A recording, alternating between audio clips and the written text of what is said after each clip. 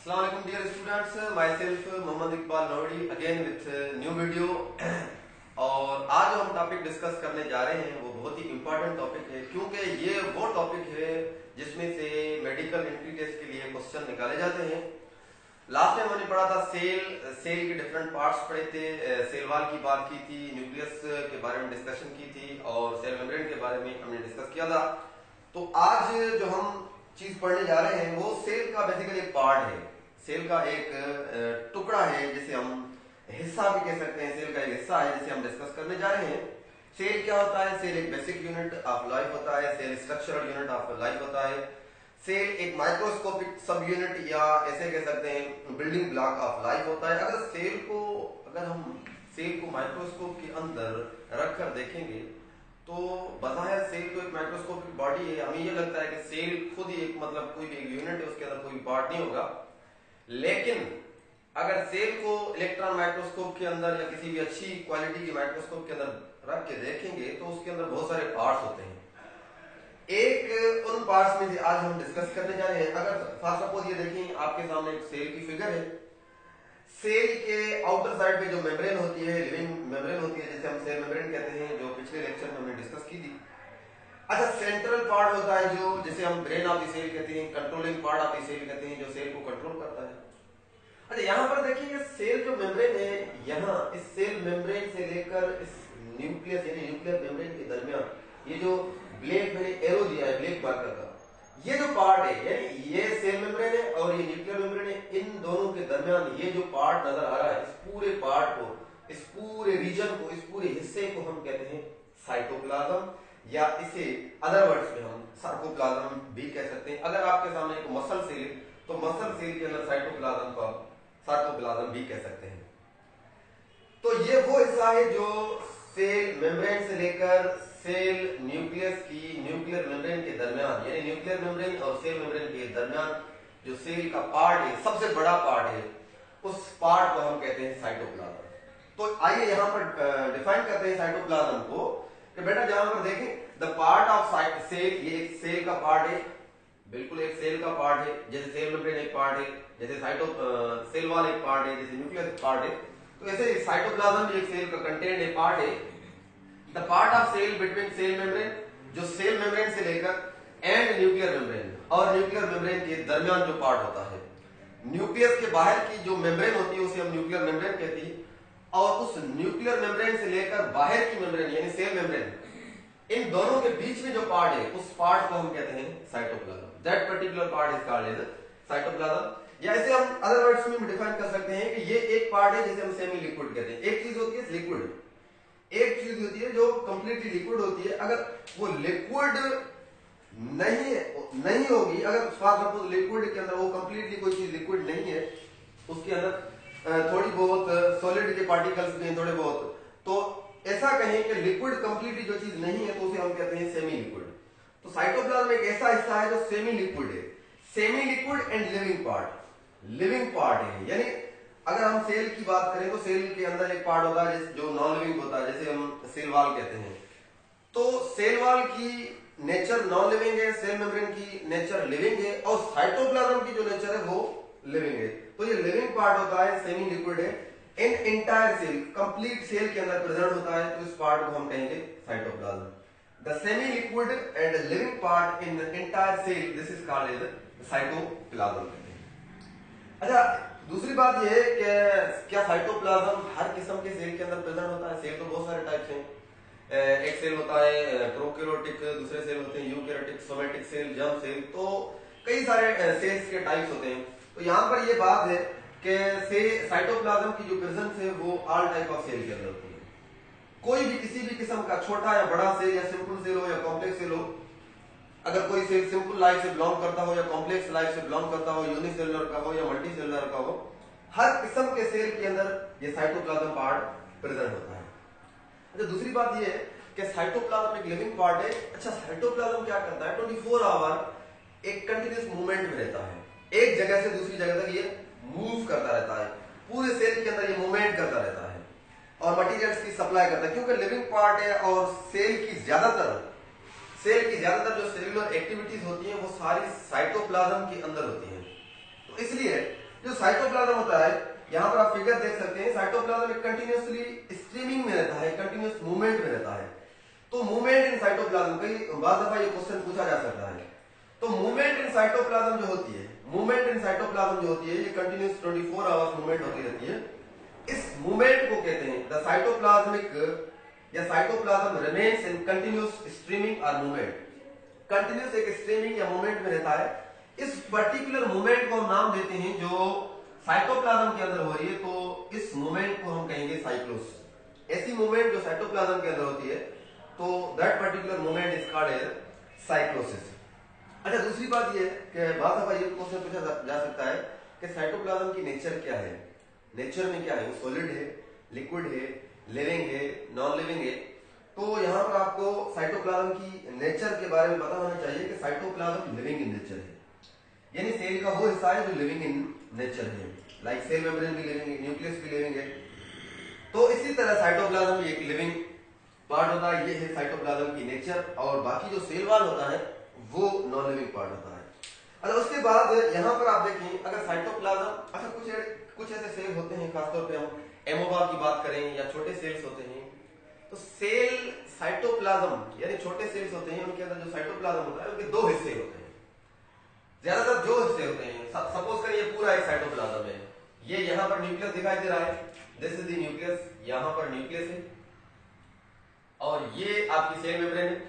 Nucleus cell membrane के दरमियान ये साइटोप्लाज्म है। लेकिन साइटोप्लाज्म के दो हिस्से हैं, एक होता है इनर साइटोप्लाज्म, यहाँ पर रेड कलर का आपको दिखाई दे रहा होगा, यहाँ पर रेड कलर का साइटोप्लाज्म है और यहाँ पर मैंने ब्लैक कलर से ये ड्रा किया है कि ये अंदर का साइटोप्लाज्म है, जो इनर साइटोप्लाज्म है, जो सेल की इंटरनल साइड पे है, उस साइटोप्लाज्म को हम कहेंगे एंडोप्लाज्म, या इसे हम कहेंगे जेल, सोल कहेंगे, जो कि ज्यादा विस्कस होता है, मोर विस्कस होता है। और दूसरी बात, जो बाहर की साइड पे जो साइटोप्लाज्म प्रेजेंट होता है, जो सेल के आउटर पार्ट में प्रेजेंट होता है, ठीक है, नियर सेल मेम्ब्रेन, तो ऐसे साइटोप्लाज्म को हम कहेंगे एक्टोप्लाज्म या हम जेल कहेंगे।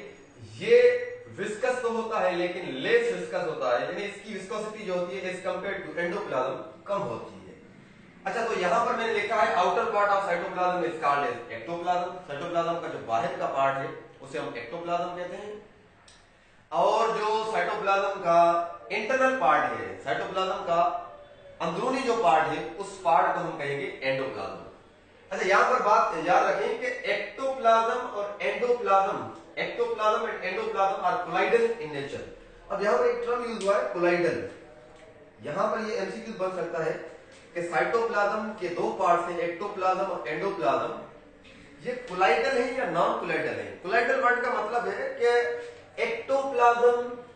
एक्टोप्लाज्म यानी जेल, एंडोप्लाज्म यानी सोल, ये अपनी पोजीशन इंटरचेंज कर सकते हैं। कहने का मतलब ये है कि एक्टोप्लाज्म अंदर आ सकता है, एंडोप्लाज्म बाहर जा सकता है, ये अपनी पोजीशन चेंज कर सकते हैं। और इस प्रॉपर्टी को हम कहते हैं कोलाइडल प्रॉपर्टी। ये दोनों पार्ट एक दूसरे के साथ इंटरमिक्स हो सकते हैं, एक दूसरे की पोजीशन इंटरचेंज कर सकते हैं, इंटरकन्वर्ट हो सकते हैं।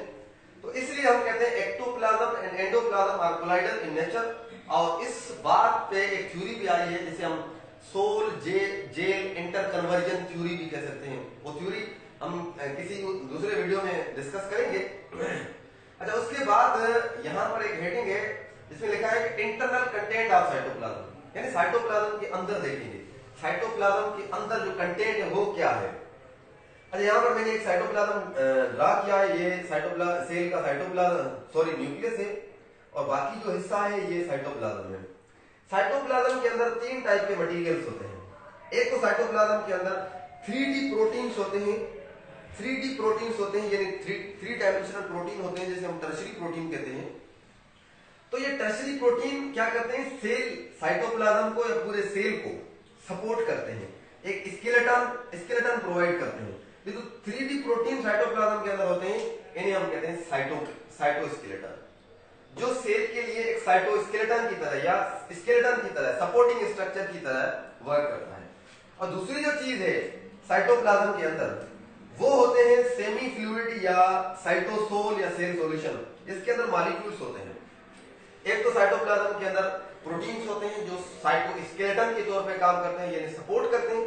दूसरी बात कि कि साइटोप्लाज्म के अंदर मॉलिक्यूल्स होते हैं, एक सॉल्यूशन बना हुआ होता है, उस सॉल्यूशन को हम कहते हैं साइटोसोल या सेल सॉल्यूशन या सेमी फ्लूइड सॉल्यूशन, या इसे हम मैट्रिक्स भी कह सकते हैं। This is also called as matrix.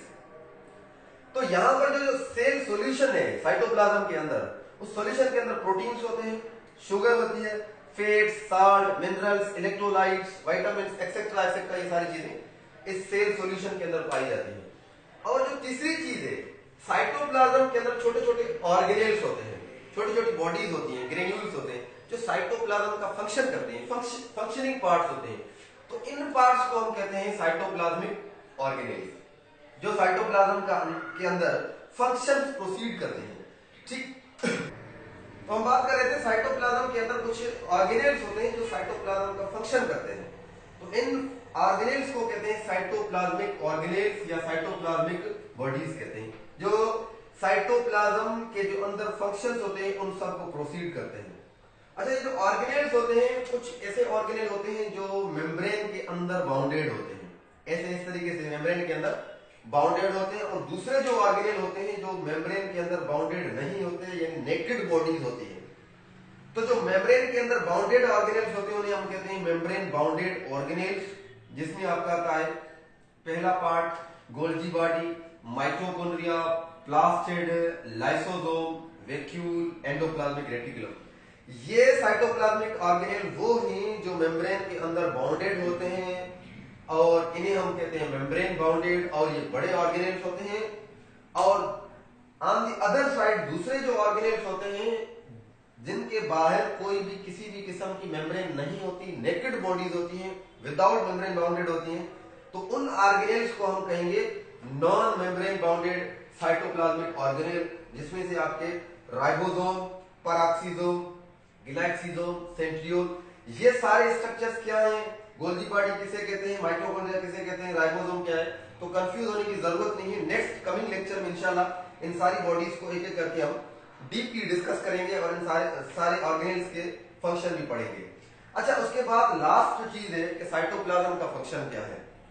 भाई, साइटोप्लाज्म का फंक्शन, एक तो फंक्शन है कि सेल के अंदर जितनी भी एक्टिविटीज होती है, सेल के अंदर जितनी भी एक्टिविटीज होती है वो सारी एक्टिविटीज कौन कैरी आउट करता है, साइटोप्लाज्म। और दूसरा जो फंक्शन है वो है कि यहाँ पर ग्लाइकोलाइसिस होता है। ग्लाइकोलाइसिस का मतलब है हम जो ग्लूकोज खाते हैं फूड के अंदर, जो न्यूट्रिएंट होता है, तो ग्लूकोज हमारी बॉडी के अंदर जाकर सेल के अंदर, सेल के साइटोप्लाज्म के अंदर ब्रेक होता है, फिर उसमें से एनर्जी रिलीज होती है जो कि हमारी बॉडी के लिए असिमिलेट होती है या यूज होती है। तो यह क्वेश्चन बाद में पूछा जा सकता है कि जो ग्लूकोज की ब्रेकडाउन होती है, उस ब्रेकडाउन के प्रोसेस को क्या कहेंगे, ग्लाइकोलाइसिस। और ग्लाइकोलाइसिस कहां पे होता है, ग्लाइकोलाइसिस होता है साइटोप्लाज्म के अंदर। तो ये आई होप कि ये सारी पॉइंट्स आपको समझ में आई होंगी। अगर आपको इनमें से कोई भी क्वेश्चन है तो आप पूछ सकते हैं कमेंट करके। और अब आते हैं कुछ एमसीक्यूज की तरफ, जहां जो है ना इस टॉपिक में से 2 एमसीक्यूज लिए गए हैं एंट्री टेस्ट के लिए, आइए वो डिस्कस करते हैं।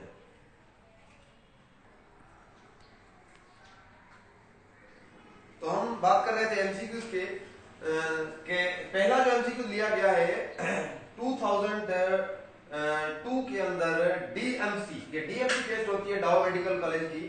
तो उस एमसीक्यू में पूछा गया था कि मूवमेंट ऑफ साइटोप्लाज्म, यहाँ पर लिखा है the movement of cytoplasm is called. MCQ का मकसद है कि साइटोप्लाज्म के अंदर जो मूवमेंट होती है उसे हम क्या कहते हैं। तो सबसे पहला ऑप्शन है साइक्लोसिस, दूसरा ऑप्शन है साइटोसिस, तीसरा ऑप्शन है एंडोसाइटोसिस और चौथा ऑप्शन है एक्सोसाइटोसिस। तो जैसा कि हमने डिस्कस किया है कि साइटोप्लाज्म के अंदर 24 आवर ये कंटिन्यूस स्ट्रीमिंग होती है, मूवमेंट होती है, तो इस मूवमेंट को हम क्या कहेंगे, that movement is called as cyclosis.